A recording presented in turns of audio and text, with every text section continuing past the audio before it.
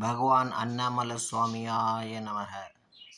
Friends, ஜாதகத்தில் 2ஆம் இடத்துல எதுனா சுபம் கிரகம் பிளேஸ்மெண்ட் ஆகிருக்கு, நல்ல டிகிரியில் இருக்குது, திக்பலம் சஷ்டபலம் அடைஞ்சிருக்கு, அந்த லக்னத்துக்கும் சுபமாக இருக்குது.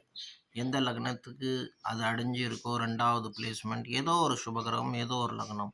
ஏன்னா அந்த லக்னத்துக்கு அது ஃபேவரபுளாக இருக்கணும், அதுக்கு நல்ல டிகிரி இருக்கணும், நல்ல பவர் இருக்கணும்.